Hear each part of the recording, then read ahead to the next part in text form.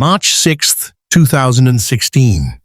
A bright young star, a trusted partner, and a dream written in hoofbeats.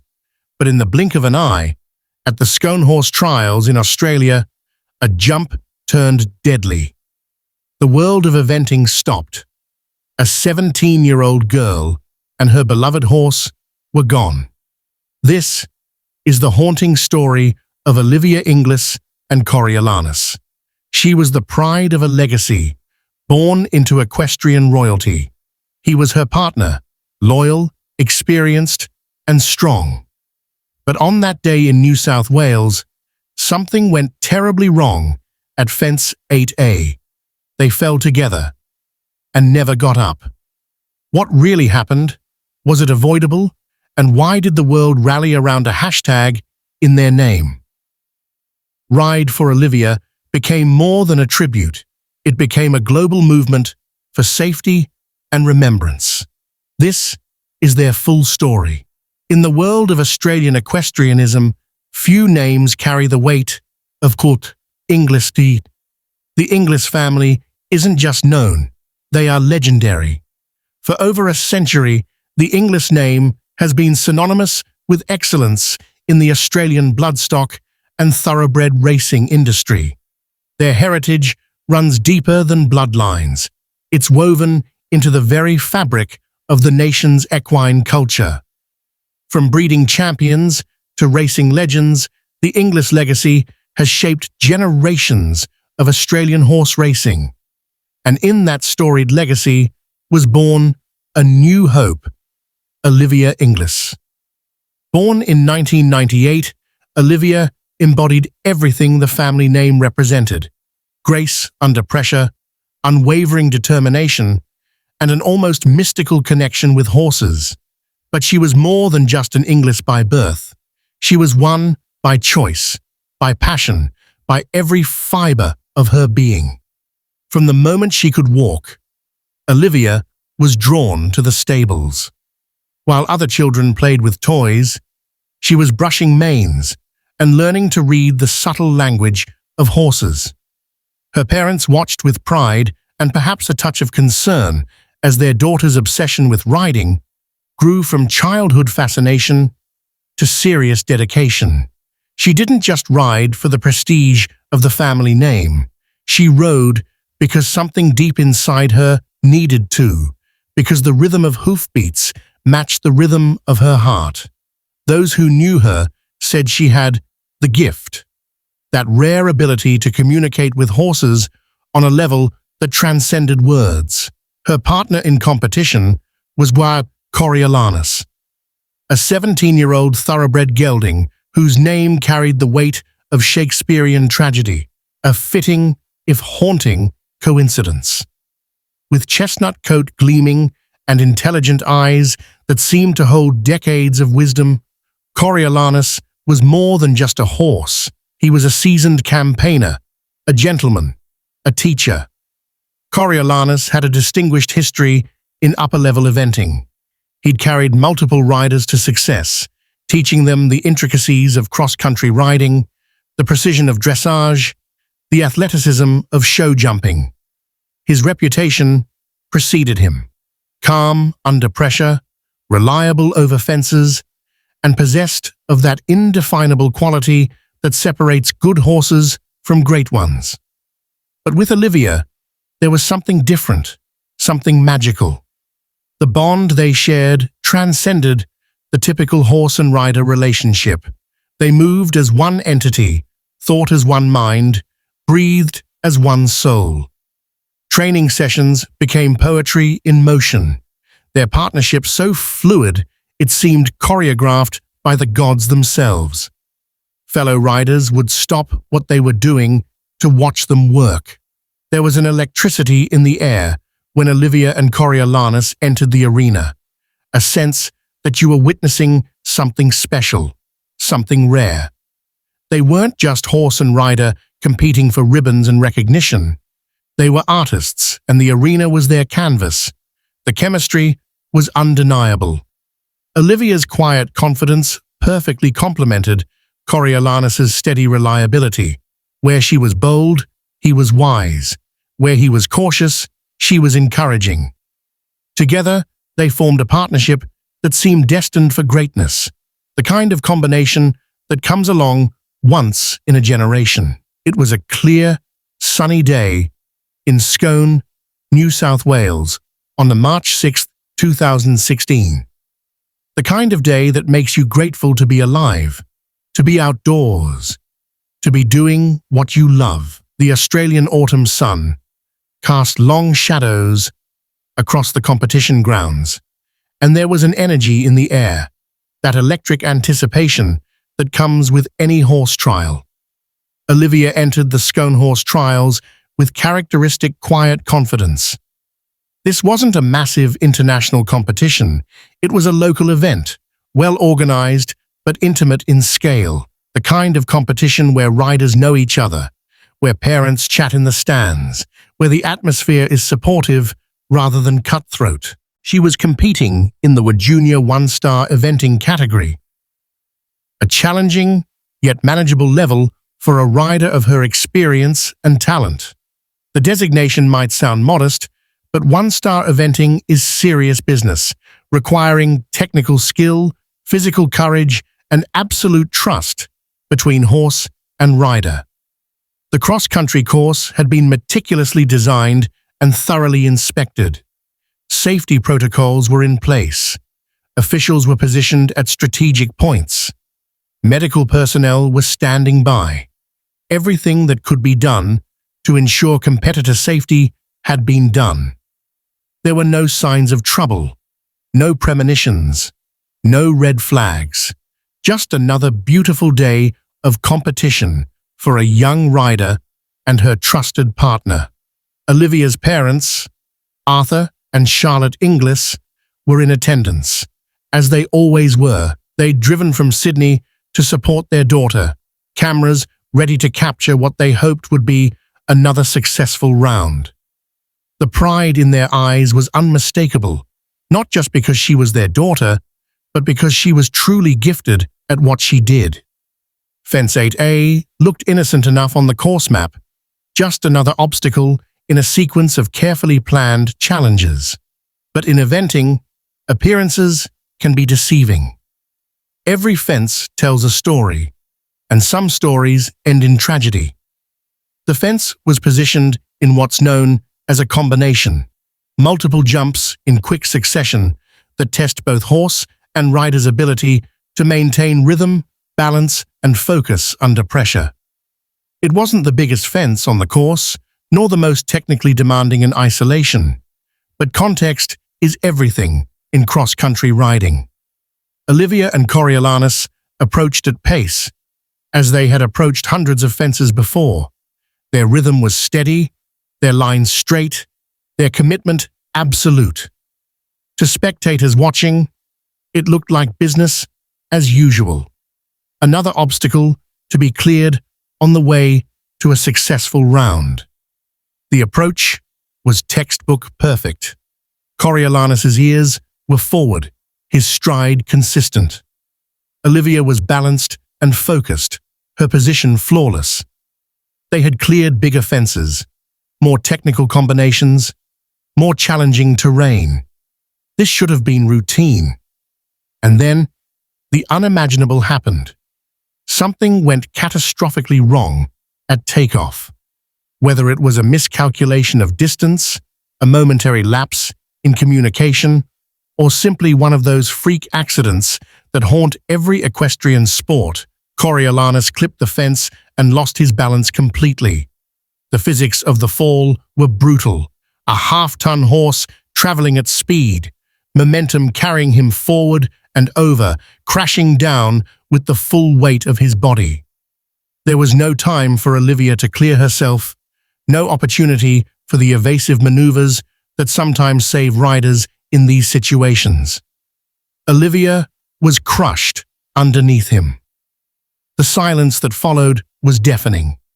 In an instant, the joyful sounds of competition, the thundering of hooves, the encouraging shouts of spectators, the general buzz of a successful event gave way to a terrible quiet that seemed to swallow the world. She never had a chance. On-site medics rushed in with practiced efficiency, their training taking over even as their hearts broke. The competition came to an immediate halt. Announcements were made. Parents were asked to keep children away from the scene. The careful choreography of emergency response unfolded with grim precision. But some things cannot be fixed, no matter how skilled the responders or how desperate the efforts. Some moments mark the end of stories rather than the beginning of recoveries. Paramedics worked with everything they had, but the scene was devastating. The weight of a falling horse is not something the human body can withstand. The physics are unforgiving, the outcome predictable, the tragedy complete. Coriolanus died instantly from the fall, a merciful end for a horse who had given everything in service to the sport he loved. There was no suffering, no prolonged agony, just the sudden transition from life to whatever comes after. Olivia was pronounced dead shortly after. Her parents, who had come to watch their daughter pursue her dreams, instead witnessed her final moments. The horror of that reality is beyond words, beyond comprehension, beyond any parent's worst nightmare. The entire event was cancelled. Competitors packed up their gear in stunned silence. Officials began the grim process of investigation and notification. The media descended with their cameras and questions. And Australia mourned. The ripple effects spread outward like waves from a stone thrown into still water.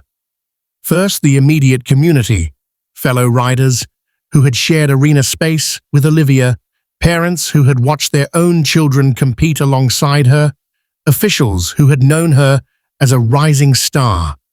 Then the broader equestrian community as news traveled through social media, equestrian websites, and word of mouth. This wasn't just another accident statistic. This was the loss of a beloved young rider, a member of a respected family, a bright light extinguished far too soon. What began as a handful of tribute posts by grieving friends and fellow riders turned into something unprecedented in the digital age, a spontaneous, global outpouring of love and remembrance that transcended borders, disciplines, and demographics. The hashtag RideForOlivia emerged organically, without corporate sponsorship or marketing campaigns. It was born from genuine grief and the very human need to do something, anything, in the face of senseless loss. Within hours of its first use, the hashtag began spreading across Instagram, Twitter, and Facebook at viral speed. The concept was beautifully simple. Riders from around the world would post photos of themselves on horseback, dedicating their rides to Olivia's memory. But what started as a simple tribute evolved into something much more profound. A digital gathering of the global equestrian community united in shared loss and mutual support. Within days, the hashtag had been used in over 50,000 posts, reaching more than 20 million people worldwide. From Olympic champions to weekend warriors, from professional trainers to children on their first ponies, riders everywhere were participating in this unprecedented show of solidarity. The images were powerful. A young girl on her pony in rural Montana, an Olympic dressage rider in Germany, a polo player in Argentina, a trail rider in New Zealand. Each photo told a story. Each caption shared a memory or a hope or a prayer.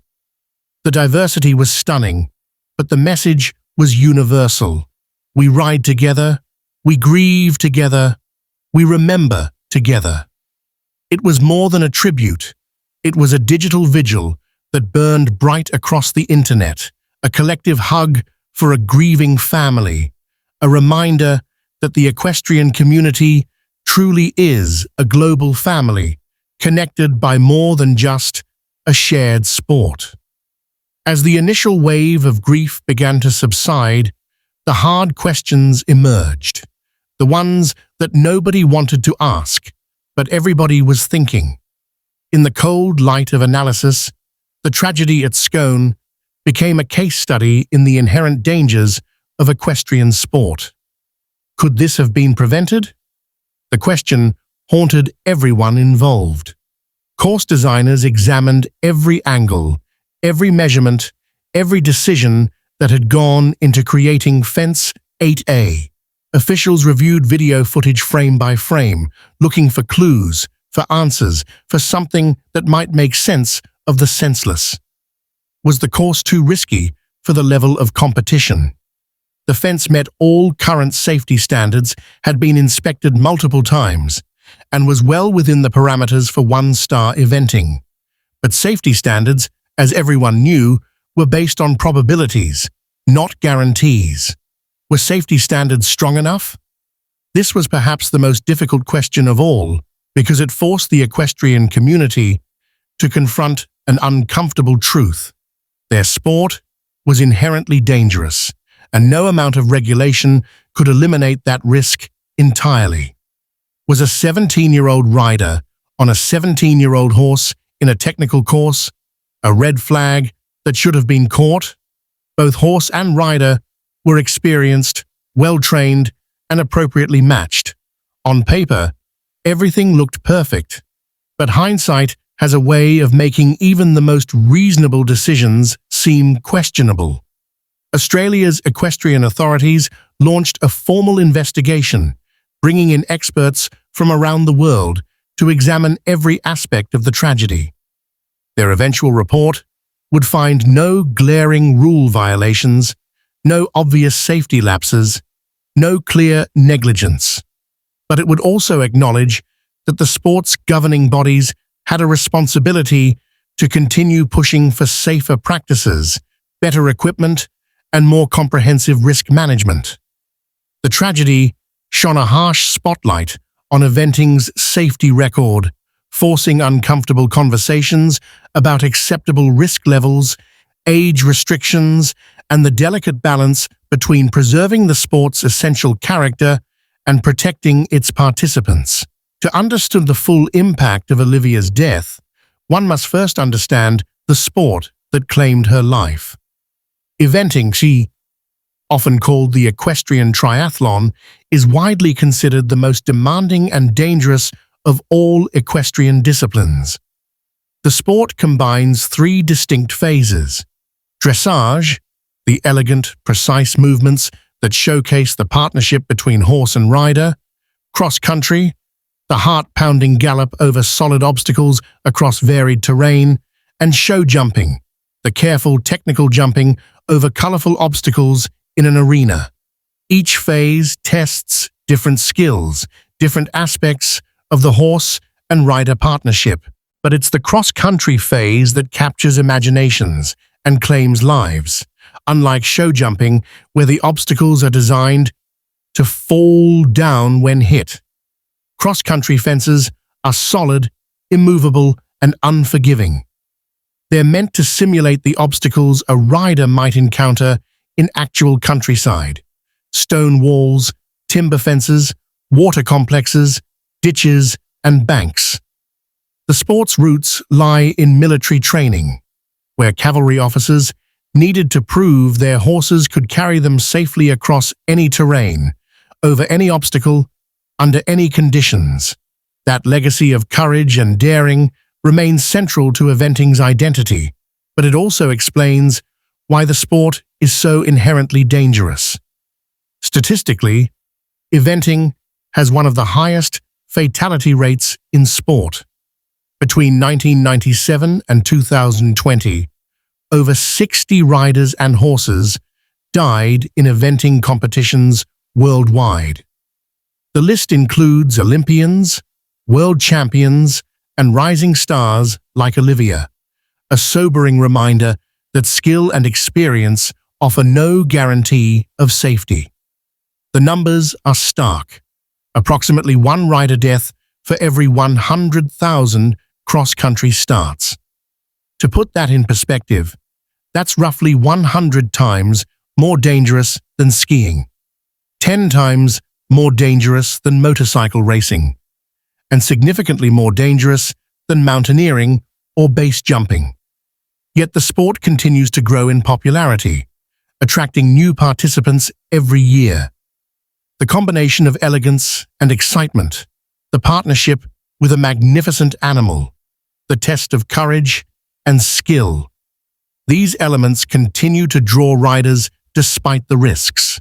While the outpouring of grief focused primarily on Olivia, equine advocates and horse lovers worldwide also mourned the loss of Coriolanus. His death served as a stark reminder that horses are not just equipment or tools in equestrian sport. They are partners, teammates, and individuals with their own right to life and safety. At 17 years old, Coriolanus was approaching the age where many horses begin to consider retirement from competitive sport.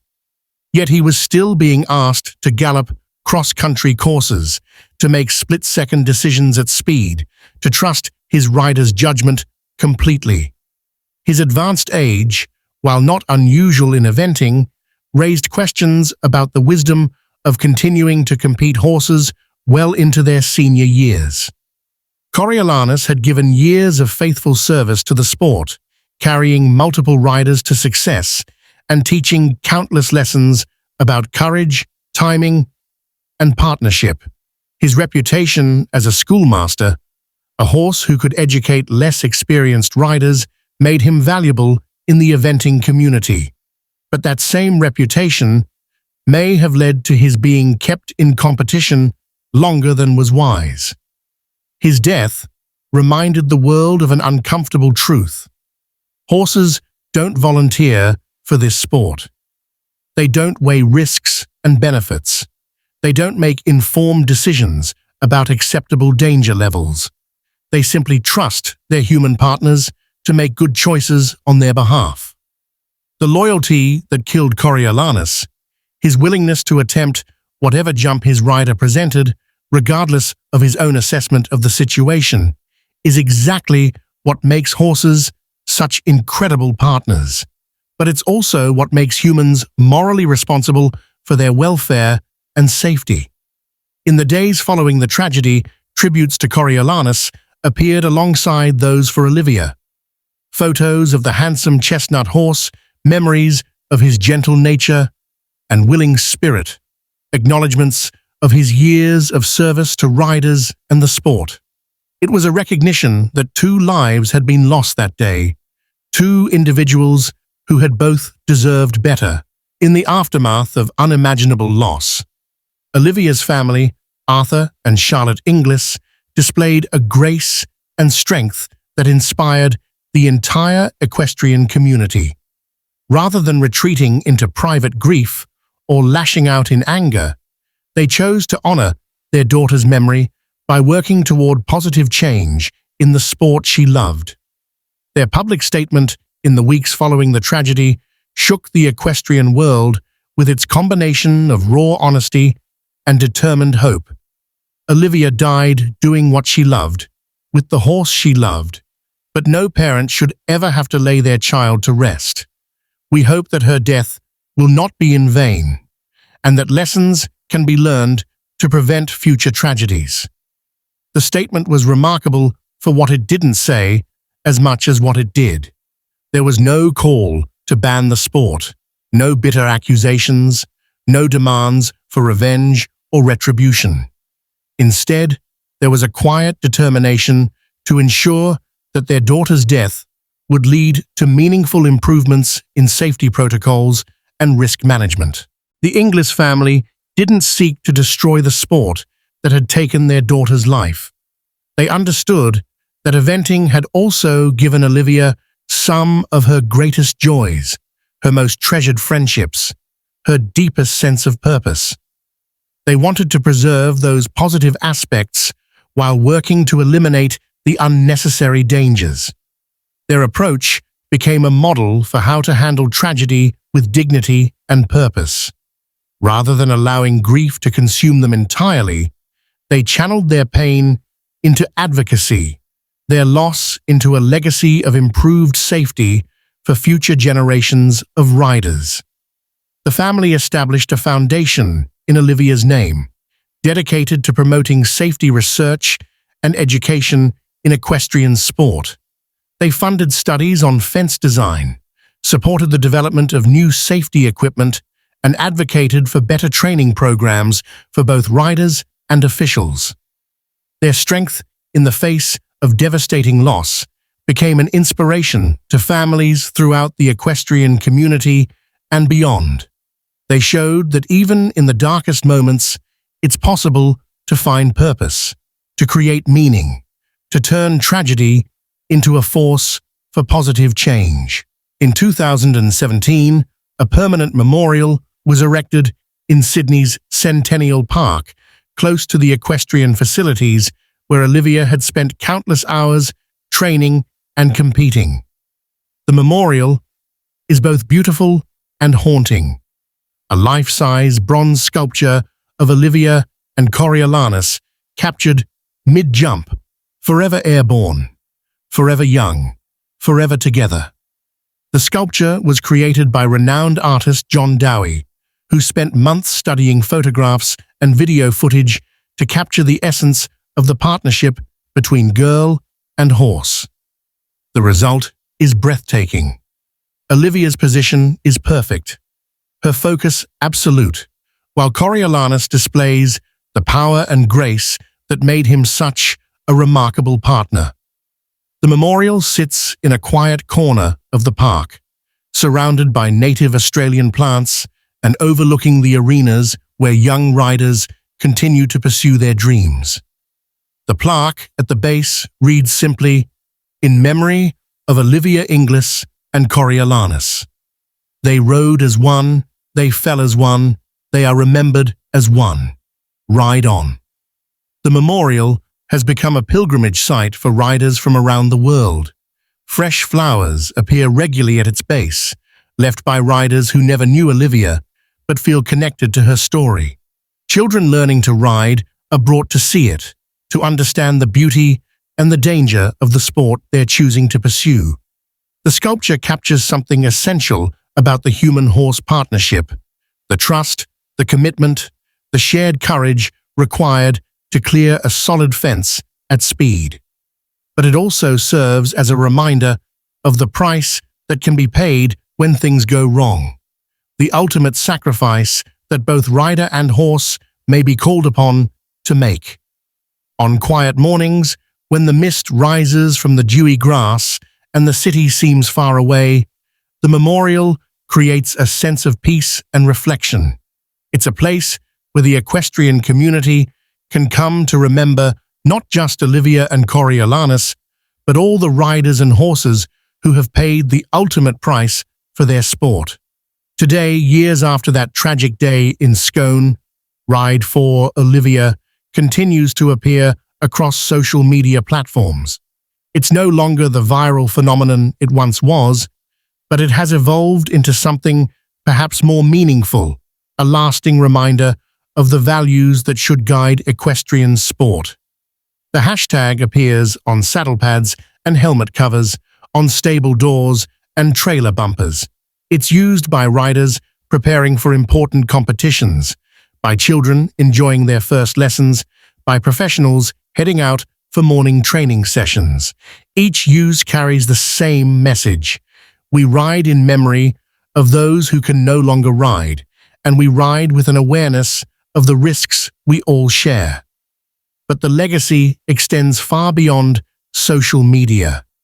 Olivia's story became a catalyst for meaningful change in eventing safety protocols. The tragedy prompted a comprehensive review of safety standards by governing bodies worldwide, leading to significant improvements in fence design, medical coverage, and risk assessment procedures. The concept of frangible pins, devices that allow solid fences to collapse under specific types of impact, gained widespread adoption following Olivia's death. While not a perfect solution, These devices have the potential to reduce the severity of rotational falls, the type of accident that claimed Olivia and Coriolanus. Event organizers began implementing more rigorous inspection protocols, with greater emphasis on the cumulative risk posed by fence combinations rather than just individual obstacles. Medical teams received enhanced training in trauma response, and the number of medical personnel required at competitions was increased. Perhaps most importantly, Olivia's story prompted a cultural shift in how the equestrian community thinks about risk and safety. The old attitude of accidents happen began to give way to a more proactive approach focused on risk reduction and prevention. Training programs for young riders began to include more comprehensive safety education, teaching not just how to ride, but how to assess and manage risk. The conversation around acceptable risk levels became more nuanced, acknowledging that while risk cannot be eliminated entirely, it can and should be minimized wherever possible. Even now, years later, questions linger about that tragic day in Scone. The investigation concluded that no rules were broken, no obvious safety protocols were ignored, no clear mistakes were made. But for many in the equestrian community, that conclusion is both reassuring and deeply unsettling. If everything was done right, if all protocols were followed, if the fence met safety standards and the horse and rider were appropriately matched, how do we prevent similar tragedies in the future? The answer is both simple and complex: by continuing to evolve, to improve, to question our assumptions about acceptable risk.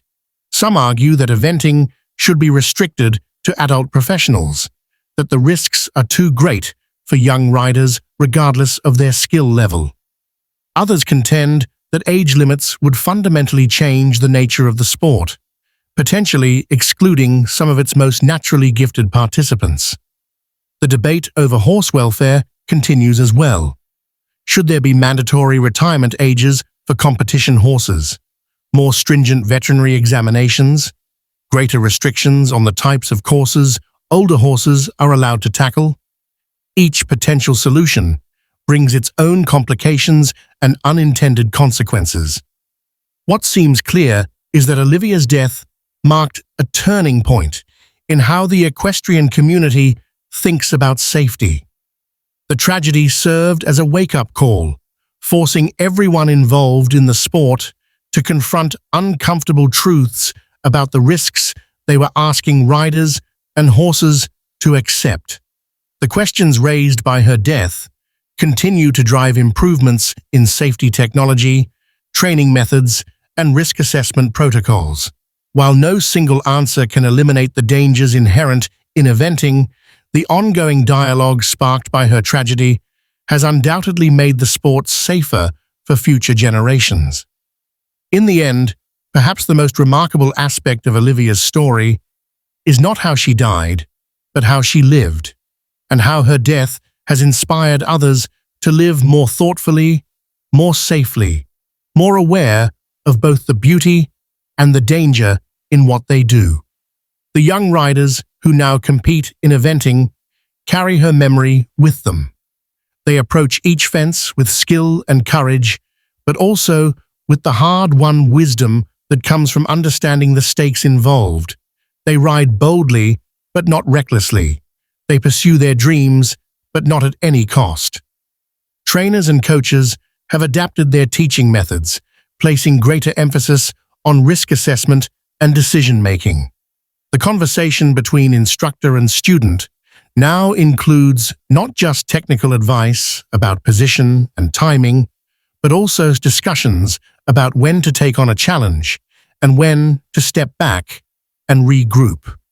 Parents supporting young riders face their own complex emotions, wanting to encourage their children's passions while protecting them from harm.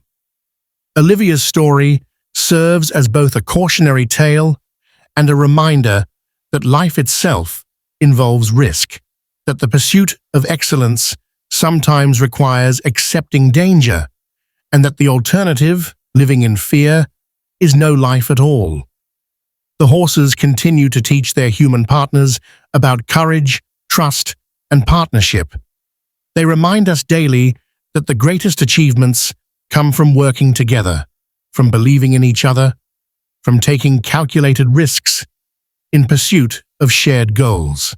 And in stables around the world, young riders dream of flying over fences on their beloved horses, just as Olivia dreamed. They understand the risks better now, perhaps, but they dream nonetheless, because that's what riders do. They dream of perfect partnerships, flawless rounds, and moments of pure harmony between human and horse.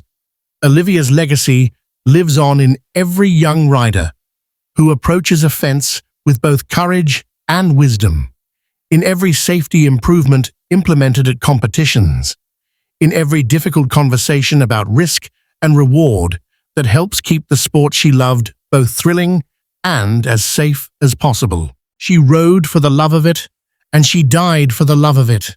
Her story reminds us that sometimes the greatest tribute we can pay to those we've lost is to continue pursuing what they loved, but to do it better, safer, and with greater awareness of the precious gift that is life itself. Ride for Olivia, not just as a hashtag, but as a way of life.